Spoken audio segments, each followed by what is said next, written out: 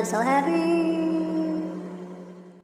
Okay, here we go with the disclaimer part. I have to read and or say all of this stuff to cover my coattails. I think I have 4 lives left. Those. For fiction, this is a work of fiction. Names, characters, places, and incidents either are the product of the author, which is myself, imagination, or are used fictitiously. Any resemblance to actual persons, living or dead, including one of my many lost lives, to which I think I still have 4 intact. Events, a locals is entirely coincidental. If my work, in which you happen to bestow upon by happenstance, is for creative nonfiction category, this is a work of creative nonfiction. Some parts have been fictionalized in varying degrees for various purposes. If this by happenstance happens to be some form of memoir unbeknownst to myself, once again I want to make sure my coattails are covered, because I only think I have 4 lives left. I don't want to lose one of my lives trying to get it taken down by a lawsuit. For memoirs, once again, if this happens to be a memoir, the disclaimer is as follows. The events and conversations in this book have been set down to the best of the author's ability, which is myself. Although some names and details have been changed to protect the privacy of individuals, there is no way in Hades, in way, shape, or form, that anyone should try to cross and sue me now. I've read every description under the sun to protect my 9 remaining lives, which I think I still have. That is all. He's so happy. Hello, and welcome to another edition and installment of Hashtag Meow. I want to thank everyone who supported me during my journey. I want to support everyone in my journey. First and foremost, as I select this delicious coffee, I want to say hello and thank you to Amethyst TIGERGODESS, A.K.A. ...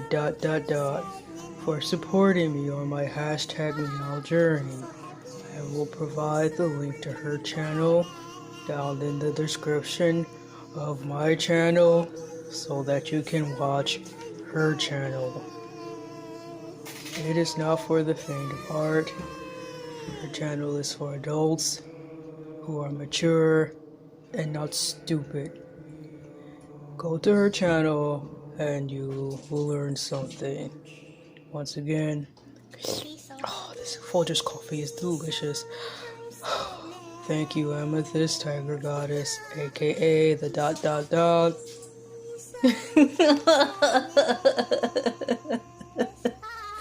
for supporting my Hashtag Meow platform. Thank you for ordering a mug, and I'm glad that you enjoyed the mug. Now you can tune in and drink some coffee. Hello everyone, my name is Ercerla, aka the Hashtag Meow Cat. I'm making a long introductory because some people this is the first time you've ever been on. I want to let you know a few things about myself before we dive into this wonderful Hashtag Meow greatness and talk about Jack from The Nightmare Before Christmas. If you please scroll down at the bottom, you will see there is a beautiful list provided about the things I like. I like drinking Folgers Coffee.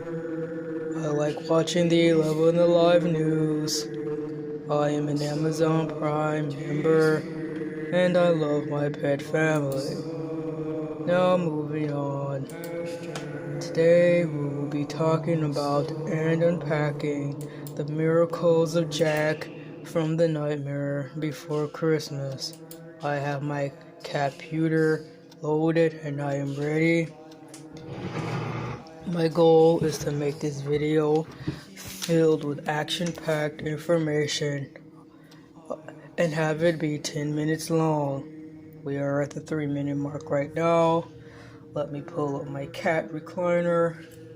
I have my freshly brewed Folgers Coffee.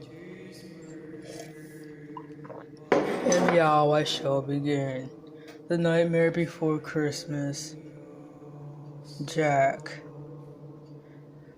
Skellington. Thanks to the help of Google and Wikipedia, I believe we'll start there.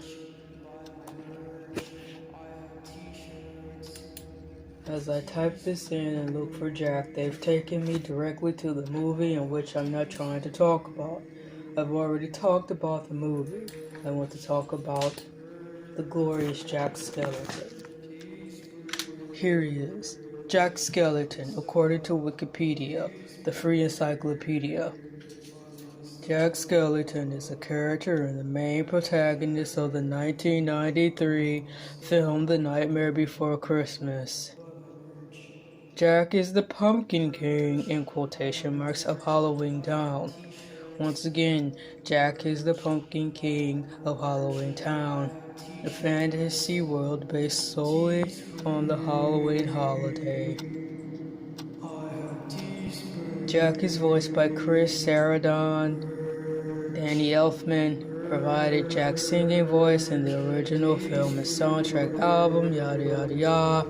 We don't want to talk about the voices behind Jack, that was already discussed in one of my other videos.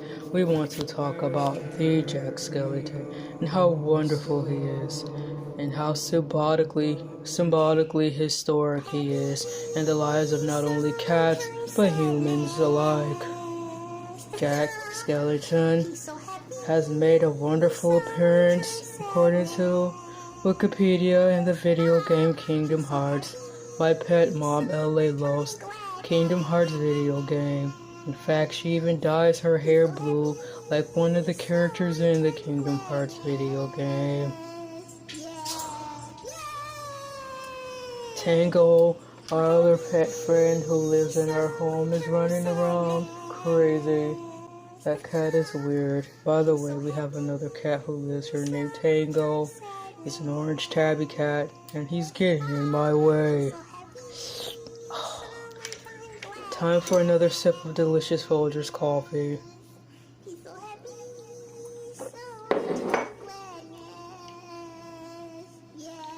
Jack Skellington has a ghost dog named Zero for a pet, who has a small glowing nose. Jack Skellington is a popular character designed on bags, hats, clothing, umbrellas, belt buckles, pet collars, and other items, all to which are mainly sold through the wonderful dark stores in the mall, such as Hot Topic and Spencer's, is where you're definitely most likely to find anything in regards to Jack Skellington paraphernalia, to which is awesome. Now I'm going to go over to fandom.com, and I typed in already preset Jack Skellington, and here's a glorious picture of Jack Skellington in the spotlight with his beautiful two-piece suit that's pinstriped, to which I'll be wearing this Christmas season to celebrate Meowsmas. And according to fandom, Jack Skellington, one more cup of coffee, drink coffee with me, I love Folgers Coffee. Jack Skellington is also known as the Pumpkin King, is the main protagonist of Tim Burton's The Nightmare Before Christmas and all Nightmare Before Christmas media.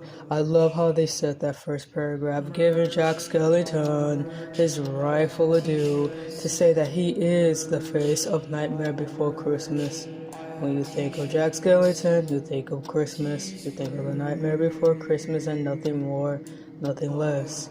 I believe Nightmare Before Christmas is such a wonderful movie, and it will be played in heaven. This will be one movie that's darkly exceptional and is played and will be played in heaven.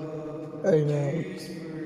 Jack Skellington is a guy, we don't know how old he is, but based on when the year the movie came out, 1993, take away whatever the year this is, this year will be the number I'll assume that Jack is, plus a couple of years tacked on to that. Too lazy to do the math, but you get what I'm saying. The other names that the wonderful world of Fandigo provides about Jack Skellington is his other aliases, his A.K.As, his B.K.As. He's better known as Bone Daddy, Bone Man, the Pumpkin King, the Master of Fright, Skeleton Jack, King of Halloween, Demon of Light, and Mr. Unlucky. Elay says she's gonna have a talk about The Nightmare Before Christmas because this movie impacted her as well. But for now, I'm doing Nightmare Before Christmas coverage over Jack Skellington. That was his biological information wonderfully provided to us, to me, now I'm passing off to you, Folgers drinking people.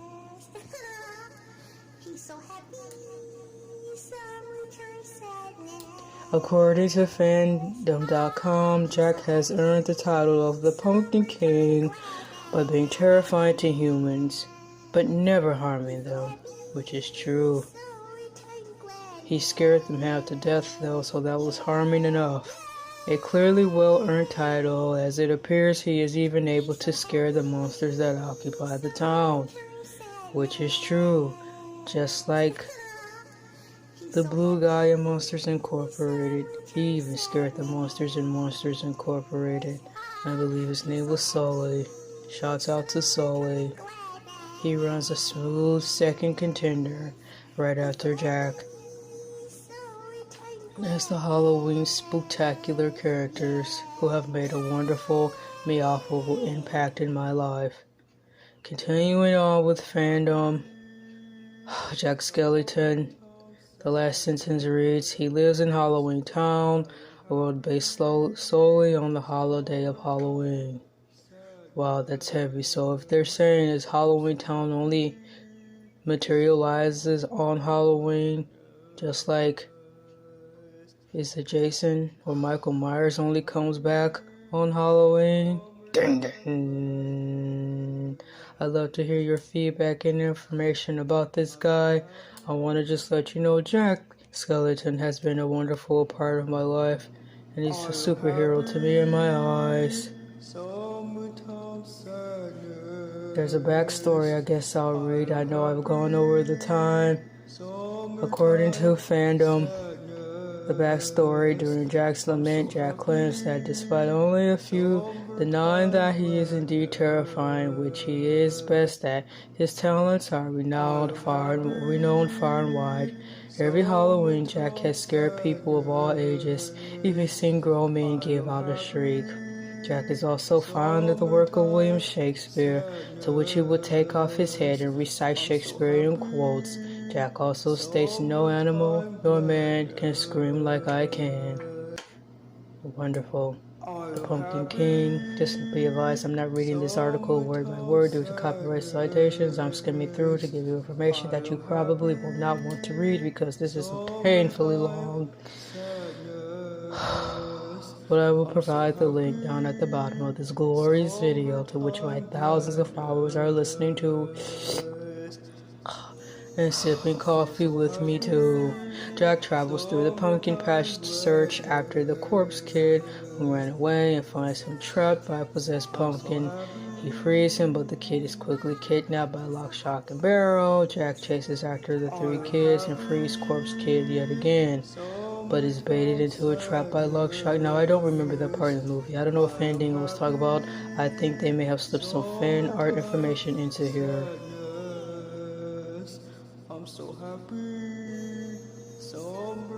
This article is wonderful.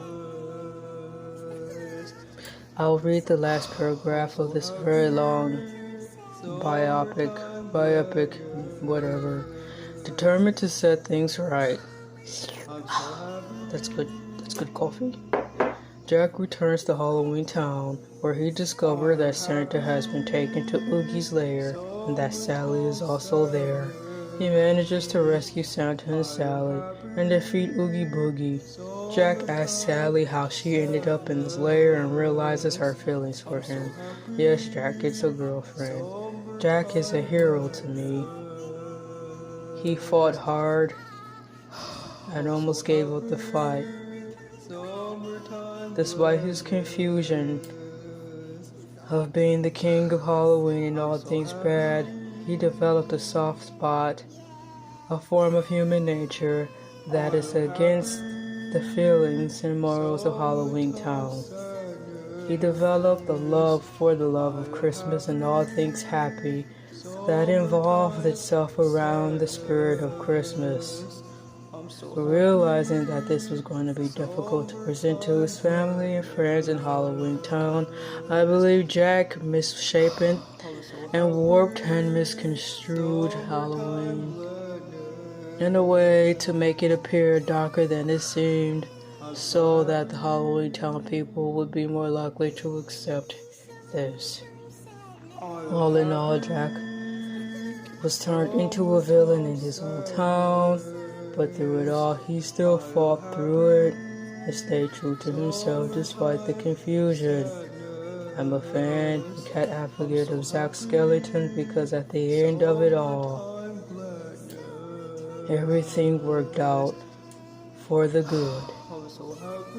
And Halloween Town will not be so spooky like that anymore.